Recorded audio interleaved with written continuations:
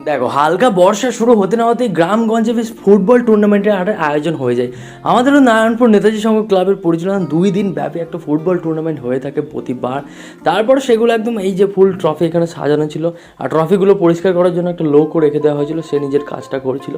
যাই হোক, ক্লাবের ক্লাস শুরু হতে এখনও দেরি ছিল, তো আমি বাড়ি চলে গেছিলাম একদম পুরো গিলতে। রান্নাবান্না নিজেই করেছিলাম সেই দিন, একদম পুরো গরমের মধ্যে ক্যাত মারতে মারতে রান্না করে খেয়ে চলেছিলাম। দেখলাম আমাদের টিমের খেলার লিস্ট ফিস্ট চলছিল, একদম পরে লিস্ট ফিস্ট করছিল, একদম এই ভাইরা সবাই খেলবে, তারপরে এই যে বড় হনু এও খেলবে, তো সবাই খেলবে। খেলা ফেলা ভাই শুরু হচ্ছিলো একদম পুরো জোরদার। আজকে তাও একটু মেঘলা মেঘলা ছিল, এর আগের দিন ভাই প্রচণ্ড রোদ ছিল। আর এই যে আমার একটা ভাইজি, তারপর আমরা সেরা দর্শক নির্বাচিত হয়, আমাদের 1 প্যাকেট লাড্ডু ভাই দিয়ে চলে যায়। আর এইখানটায় আমরা লাড্ডুটা সাটিয়ে সবাই খাওয়ার প্ল্যান করি।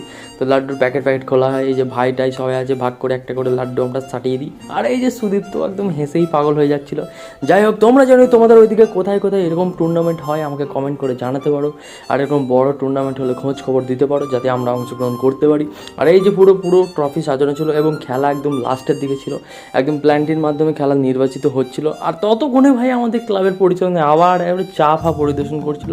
তো আমরাও একটা করে লিকার চা মেরে দিই আর খেলা দেখতে থাকি। বাকি তোমরা চ্যানেলটা সাবস্ক্রাইব করো আর জানিও কমেন্টে। বাই।